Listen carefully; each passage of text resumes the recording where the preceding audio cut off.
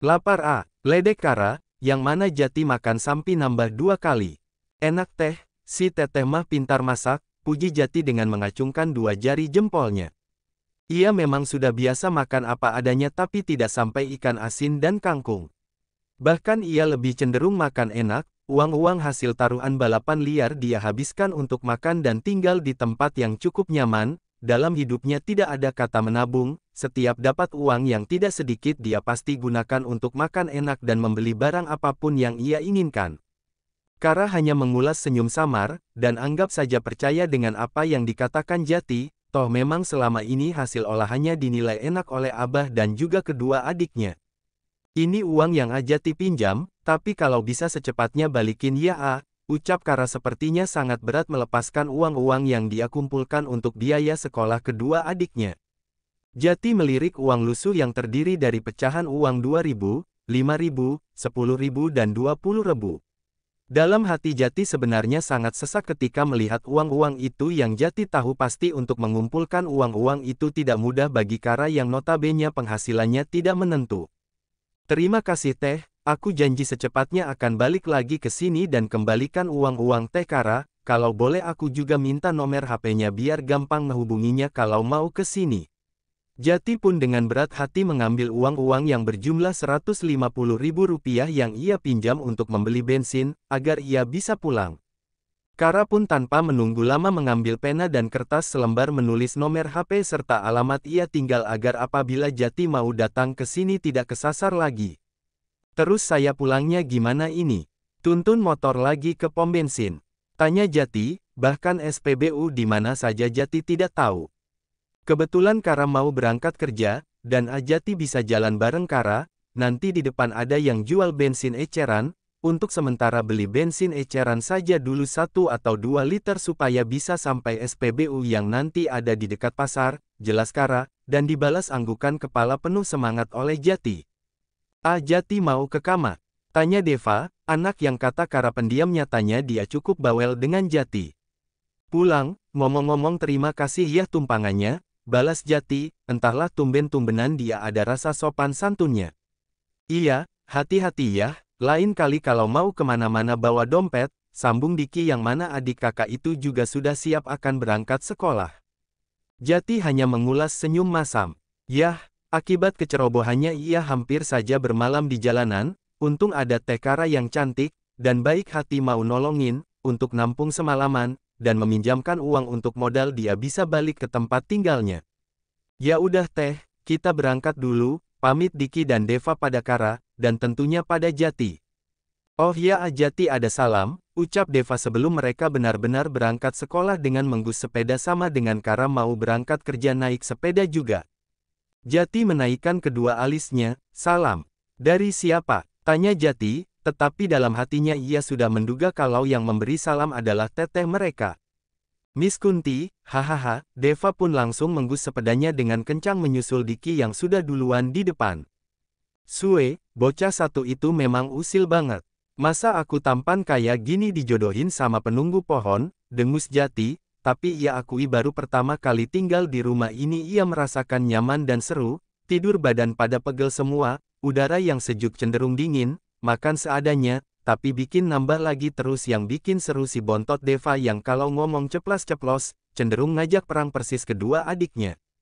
Jati dan Kara pun berjalan bersama untuk menuju warung yang jual bensin eceran, tidak jarang tetangga yang kepo laki-laki yang nginap di rumah itu siapa dan dengan sabar, Kara pun mengatakan sebenarnya siapa laki-laki yang semalam menginap di rumahnya. Orang-orang itu pada kenapa sih kok kepo banget sampai tanya-tanya segala, tanya Jati yang tidak biasa hidupnya dikepoin oleh orang-orang yang tidak kenal. Kara mengulas senyum sebelum memberikan jawaban atas pertanyaan Jati.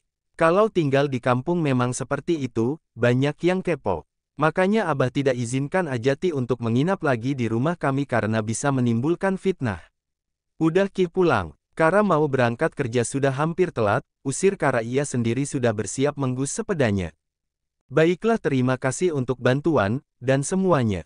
Aku janji secepatnya hubungi kamu dan bayarkan utang-utangku, balas Jati, dan membiarkan Kara berangkat kerja lebih dulu yang arahnya berlawanan dengan jalan Jati pulang. Tentu sebelumnya Kara sudah memberitahu arah jalan yang harus dilalui Jati pulang ke Jakarta. Pandangan mata laki-laki tampan itu terus tertuju pada gadis berhijab yang berhasil menggetarkan hatinya. Ya Tuhan, apa ini namanya cinta? Mana si teteh cantik banget, gumam Jati tidak henti-hentinya dia memuji kecantikan Kara yang natural, dan orangnya tentu sopan. Tapi kalau aku minta nikahin dia kira-kira boleh nggak ya sama papa dan mama? Jati kembali bermonolog, apalagi umur dia masih tergolong muda, kalau mau nikahin Kara bagaimana dia mau kasih makan istri dan anaknya nanti? Apa ini tandanya aku harus balik ke rumah dan ikut apa kata papa dan mama? Mulai memikirkan masa depan, Jati justru semakin dibuat bingung dengan arah hidupnya, sedangkan dia sendiri masih ingin bersenang-senang dengan teman-teman geng motornya, masih ingin menaklukkan jalanan yang dia sadari resikonya sangat tinggi, entah kapan dan bisa saja suatu waktu ia akan apes dan bukan tidak mungkin penyesalan yang ia dapatkan. Jati semakin dibuat bimbang dengan permintaan orang tua dan juga kesenangannya. Ia tahu namanya orang tua melarang anaknya terus-terusan balapan itu semua karena mereka sayang pada sang anak dan tentu ingin agar anaknya tidak melakukan hal berbahaya lagi, tetapi kalau dia kembali ke keluarganya, geng motornya bakal kehilangan orang yang berani seperti dirinya, yang selalu memenangkan balapan motor. Laki-laki itu pun langsung menarik gas motor sportnya ketika Waras sudah tidak lagi terlihat. Dan berjanji akan segera kembali ke tempat ini untuk membayar hutang-hutangnya, sesuai yang Jati katakan laki-laki itu pun begitu sampai Jakarta langsung datang ke markasnya di mana ia biasa istirahat bersama teman-teman satu gengnya. "Woi Jat, lu kemana aja? Semalaman ditungguin ada balap kenapa ngumpet takut lu?" ucap salah satu temannya yang memiliki peran penting untuk mencari sponsor dan jadwal-jadwal untuk balapan. "Sejak kapan Jati ada rasa takut lawan kecoa-kecoa jalanan? Gue semalam kesasar mana kehabisan bensin," adu Jati sembari langsung mengambil dompet dan ponselnya. 5 orang yang ada dalam markas tersebut pun hanya diam, dan menatap heran pada Jati yang langsung merebahkan tubuhnya dengan mengotak-atik ponselnya. Hal yang sangat berbeda dilakukan oleh Jati, biasanya laki-laki itu sangat antusias membicarakan balapan dan sebagainya, pokoknya tentang misi-misi geng motor gitu. Namun kali ini justru lebih serius dengan ponselnya. "Jat, lu nggak tertarik berita balapan semalam hadiahnya sampai 2 digit loh." Kali ini Martin pun langsung duduk di samping Jati, dan laki-laki itu pun hanya melirik pada sohibnya yang duduk di sampingnya. "Gue kayaknya mulai sekarang nggak ikutan balapan lagi deh," ucap Jati dengan pandangan mata yang tidak juga ia alihkan dari layar pintarnya. Hampir secara bersamaan teman-teman Jati langsung memalingkan pandangannya pada laki-laki yang masih dengan santai rebahan. "Kenapa heran gitu? Wajar kan gue ngerasa bosen dan ingin pensiun dari pekerjaan ini," ucap Jati yang dia merasa dikuliti oleh teman-temannya. "Yah, wajar mah wajar, tapi apa lu nggak sayang kalau apa yang lu capai selama ini berakhir sia-sia? Banyak loh Jat yang ingin gantikan posisi lu, banyak yang ingin menggeser kedudukan lu. Apa nantinya lu nggak nyesel? Kerja apalagi coba yang gaji besar dan juga hanya dalam hitungan jam bisa langsung dapat puluhan juta, hanya balapan Jati." Kali ini Padi ambil alih menasihati temannya yang terkenal keras kepala. "Tapi resikonya juga besar bukan hanya cacat, tetapi justru bisa aja yang lebih fatal lagi dari itu. Uang segitu memang besar dan banyak, tapi kalau gue kenapa-napa bukannya yang rugi gue juga," ucap Jati dengan tatapan yang sangat berbeda dari Jati yang biasanya. Ini Jati teman kita kan? Kok beda banget sejak kapan dia punya pikiran kayak gitu? Bukannya Jati itu selalu santai dengan resiko-resiko itu. Lu pada ingat kan pas dia jatuh dari motor? Dia bilang apa?" sahut Martin lagi. "Yah, saat itu gue belum punya tujuan hidup sekarang gue udah punya tujuan hidup, gue nggak mau ngecewain kedua orang tua gue dan seseorang yang berarti bagi hidup gue." Jati benar-benar berhasil buat temannya heran sampai akar-akarnya. Secara serentak 5 orang yang ada di markas terbatuk-batuk. "Sejak kapan otak lu benar? Bukannya lu dikejar-kejar mecat cewek yang suka dengan Jati aja kabur dan malah nggak mau, nah ini siapa yang bisa buat kamu berarti? Gue nggak yakin seorang Jati ngomong kayak gitu." Dewa pun terheran-heran dengan sohibnya itu. "Lu kesasar di mana Jat? Gue sangsi jangan-jangan lu semalam kesambet dan diculik makhluk goib. Kalau sama-sama manusia gue yakin iman sohib kita kuat. Lebih baik kita patungan panggil Ustadz buat ruqyah nih anak.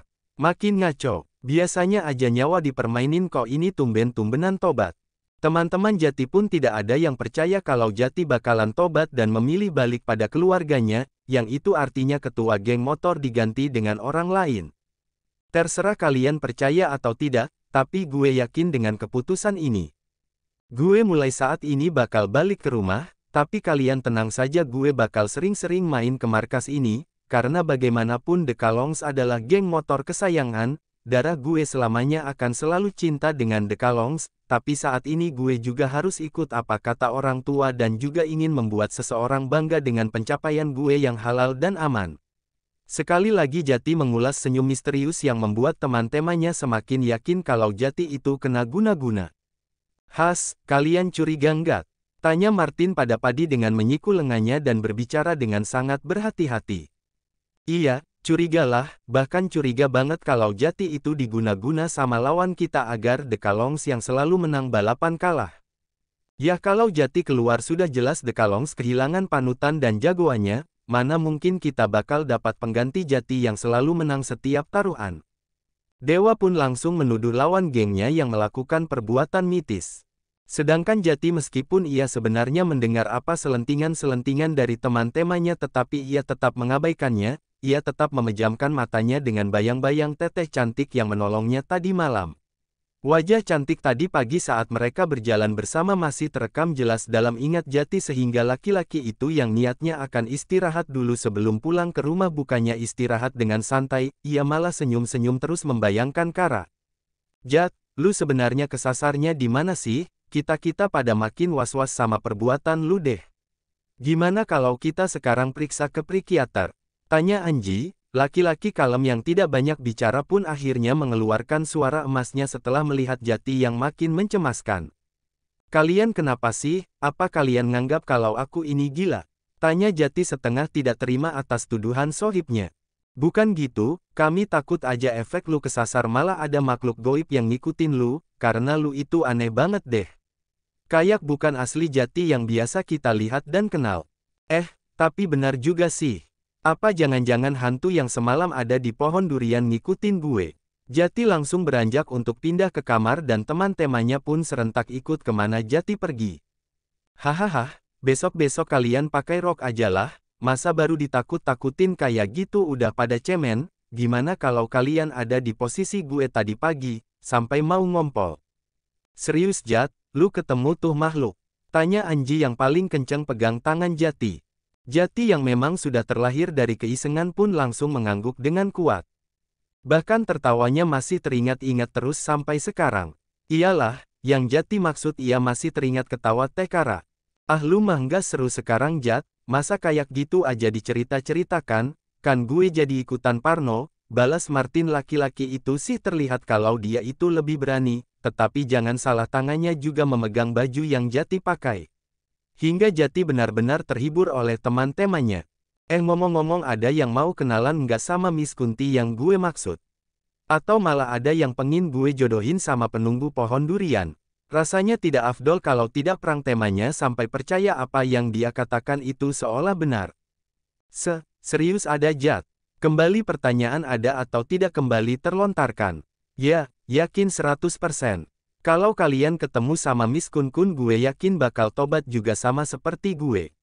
Dari ucapan si Jati sangat meyakinkan, tetapi dalam hatinya ia tertawa dengan renyah. "Mas dia jodohkan Miss Kun-kun dengan temanya. Ah tidak apa-apa dijodohkan dengan sesama manusia mah sudah biasa coba dijodohkan dengan penunggu pohon durian, pasti terbaper-vaper."